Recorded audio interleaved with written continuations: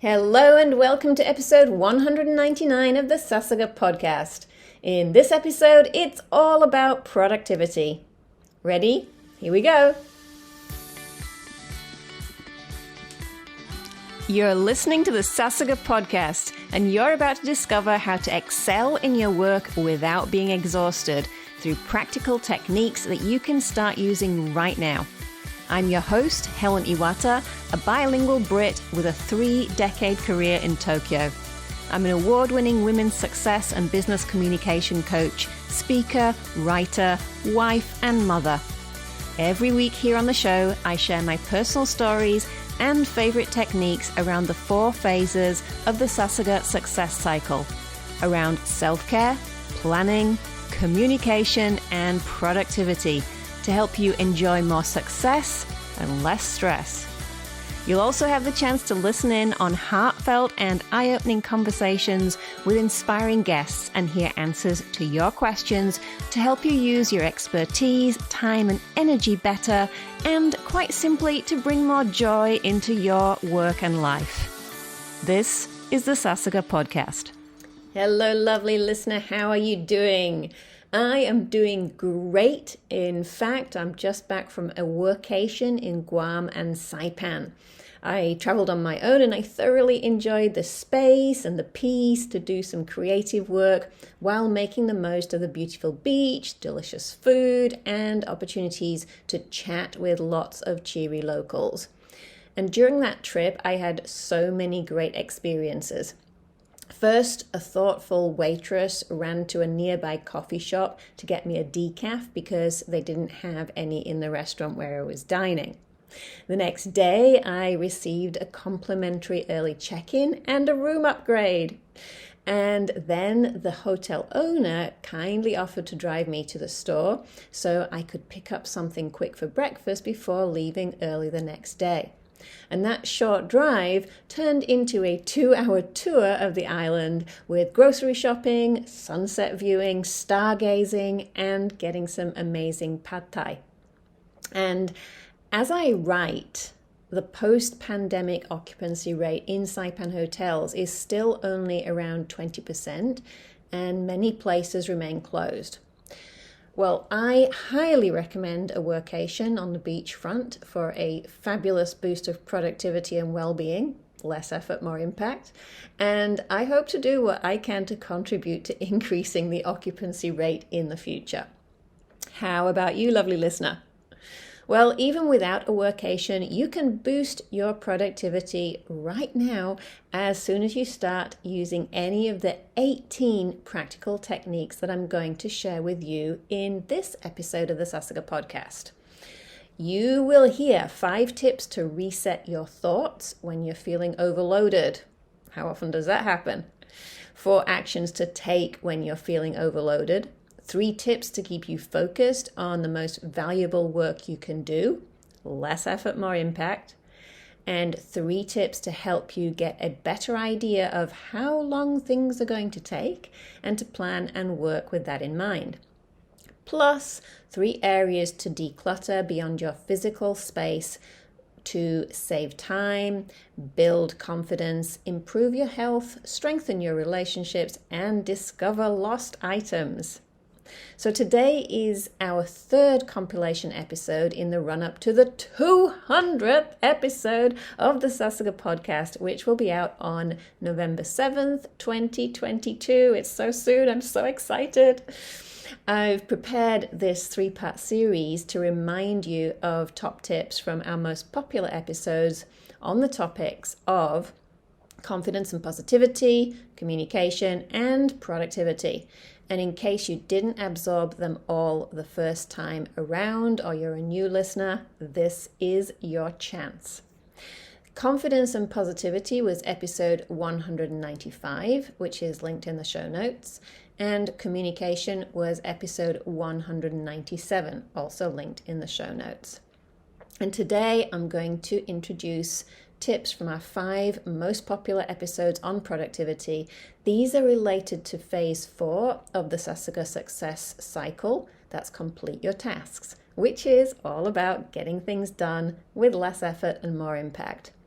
And I know this is a very important topic for many Sasuga podcast listeners. You may find that you can grab these tips and just run with them, or you may like to listen to the whole episode for the ones that are most meaningful for you.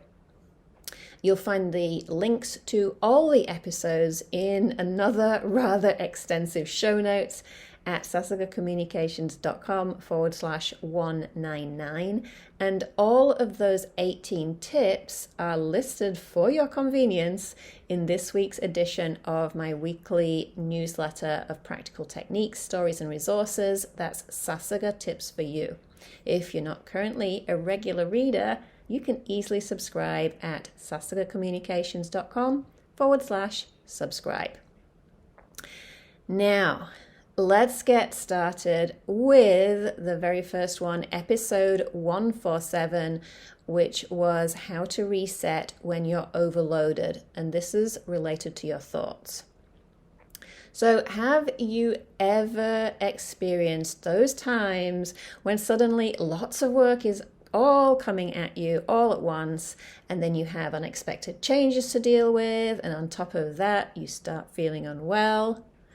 Well, even if you'd developed helpful habits before that, it can be easy to feel overloaded and fall off track. One of my favorite solutions for times like these is the concept of living in day-tight compartments, which Dale Carnegie introduces in his book, How to Stop Worrying and Start Living. So if you're not familiar with this concept, just imagine you are on an ocean liner. Did you know that the captain can press a button and that starts a clanging of machinery, and it immediately shuts off parts of the ship into watertight compartments to keep the ship safe? Well, you, lovely listener, are on a much longer journey than an ocean liner, so you may want to control your life in day-tight compartments. That means shut out the regrets from the past, shut out your worries about the future, and that includes all of those things that you think you should be doing. In episode 147, I also introduce the 4 tips of recognize how much you're doing already, notice what you think of yourself, check the time, and by that I mean what time of day it is, or what phase of the Sasuga success cycle you're in, and how that could impact how you're thinking and feeling. This is a huge one. And realize that much of it is in your head. If you would like to hear more on these, listen to the full episode 147, and you'll find the link in the show notes. All right, next is a related episode where I expand from thoughts to actions, and these are actions that you can take to reset when you're feeling overloaded. So this is episode 148. Let me ask you, what do you do when you're feeling overloaded with work and other responsibilities? If you are like many professionals, you may do one of 2 things. You keep pushing through with what you're doing, and that can lead to inefficiency, poor work quality, strained relationships, frustration, and even health problems. Or you lapse into something to take your mind off things or to relax, like scrolling through social media or eating food that may not be the best for you, or over drinking, and then you feel bad about it afterwards. Well, here are 4 tips that will probably serve you better. First of all, do something for a mood shift.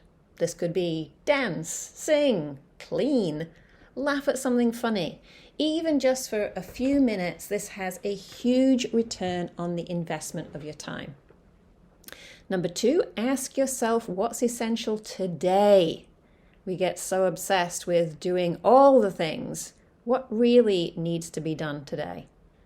Number 3, break that down into small chunks. And number 4, do each and cross it off. And what I love to do is put a little heart mark next to the things that I've completed. For more on these, listen to the full episode at Sasuga Communications. Wait a minute. in the show notes at sasugacommunications.com/199. Okay, next one is episode 171. That was, should you really be doing that work? Well, many high performers are looking for productivity techniques that will help them to do more, when really the solution may be to do less. Be more intentional about the type of work or tasks that you're spending your time on.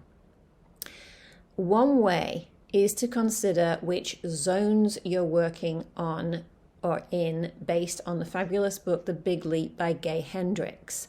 And I was actually having a great conversation with a one-on-one coaching client about this just yesterday, making sure that as she's thinking about her future career, how she can spend more time in her zone of genius. So let me introduce the zones. They are, number one is, at the bottom level, is your zone of incompetence. The next level up is your zone of competence. The next level up is your zone of excellence. And the top level is your zone of genius. And you can get more details about those in the full episode, or of course in the book, which I do definitely recommend. So my top 3 tips in terms of spending more time in your zone of genius.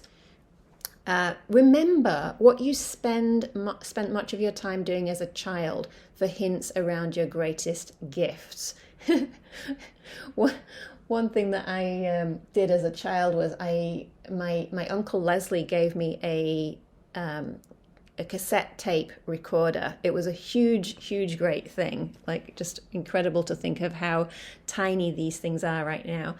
And I used that to create radio shows. So isn't that kind of funny that I did that as a child and now I'm a podcast host? Plus lots of other things as well. And I talk about that in the episode too. Also, find out what your zone of genius is and re-examine your work so that you can spend as much time as possible in your zone of genius. So as I mentioned, you can listen to the full episode, that's 171, and you will find a link in the show notes.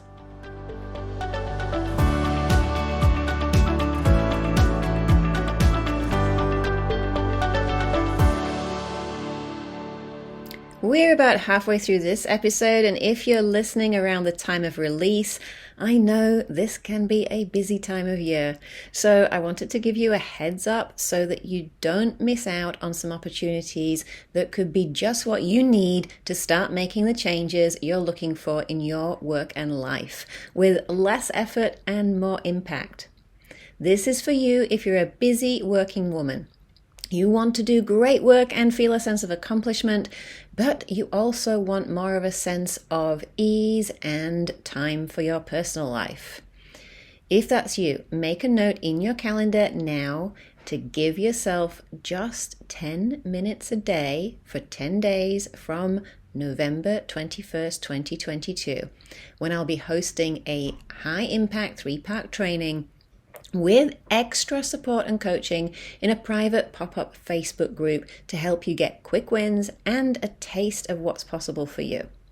Then, if you're ready to go to the next level, maybe you've been waiting for the next round of my signature 3-month Sasuga VIP Women's Coaching Program. Registration opens November 23rd for the program beginning January 9th, 2023, and that's for a maximum of 15 participants. For details, be sure you're subscribed to my free weekly newsletter, Sasuga Tips for You. If you're not already a regular reader, you can join us now at sasugacommunications.com/subscribe. And it's super easy to unsubscribe if you no longer find the emails valuable at some point. So no worries there. Okay, back to this episode.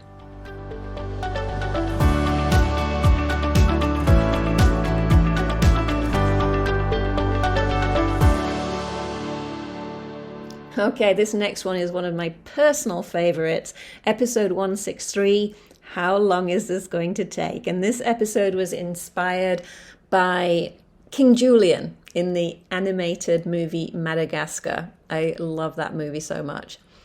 The sad fact is that most human beings are terrible at estimating time. I used to think it was just me. My top 3 tips to start getting real on how long tasks will take and plan more efficiently and ease the stress of too much to do in too little time are: number 1, recognize that underestimating and overestimating time is normal. Number 2, estimate the time required for a task and then use a timer to see how long it really takes. This is so eye-opening. Most of the time, I will set a timer when I'm going through emails and also through social media. It's really eye-opening to see just how long it takes. And also use the Pomodoro technique to check how long it really takes and to stay focused and work efficiently. For more on these, you can listen to the full episode 163, and of course, the link is in the show notes. And finally, this was another great one. Is it okay to say that about my own podcast episodes? Episode 161, decluttering more than your room. Well, have you ever wondered why decluttering is such a popular topic, even though many of us find it difficult to do? YouTube has over 500,000 decluttering videos. Uchi Danshari Shimashita is a popular weekly TV show in Japan, and Marie Kondo's work is so popular that her name has become a verb, to KonMari your stuff. If you've ever spent even just 5 minutes clearing out a drawer, you probably noticed it uplifted your spirits when you saw the organized and spacious results, even if that didn't last long. In fact, decluttering brings an array of benefits, including saving time, building confidence, improving health, strengthening relationships, and discovering lost items. What a fabulous thing. But you can enjoy even greater benefits from decluttering more than just your home. 3 areas to declutter beyond your physical space are your digital world. All of those files on your computer, all the stuff you have on your phone. This is one that's very popular in the Sasuga Cafe as well. We do these decluttering sessions. Also, your calendar. Declutter your calendar. Do you really need to be attending all of those meetings and all of those events? And declutter your mind. What thoughts are repeating themselves in your mind that are not really serving you? Decluttering is such a benefit. As I mentioned, it can help you to save time, build confidence, improve your health, strengthen your relationships, and discover lost items. And you can listen to the full episode 163. Just go to the link in the show notes. All right, so today we talked about 5 tips to reset your thoughts when you're feeling overloaded, 4 actions to take when you're feeling overloaded, 3 tips to keep you focused on the most valuable work you can do, less effort, more impact, 3 tips to help you get a better idea of how long things are going to take and to plan and work with that in mind, and 3 areas to declutter beyond your physical space to save time, build confidence, improve your health, strengthen your relationships, and discover lost items.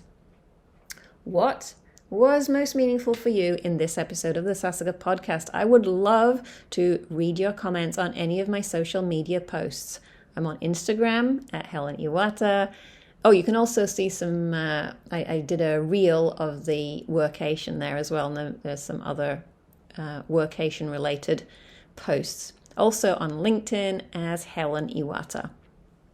All right, you can find today's huge show notes at sasugacommunications.com/199. And of course, with a link to all of those episodes that I mentioned. Thank you so much for listening. I'm looking forward to, there's so many exciting things. Looking forward to episode 200, which comes out next week as of this timing. And also the upcoming training that we have in November. This is going to be really exciting stuff around less effort, more impact. All of those are linked in the show notes. Make it a brilliant, productive, and joyful day.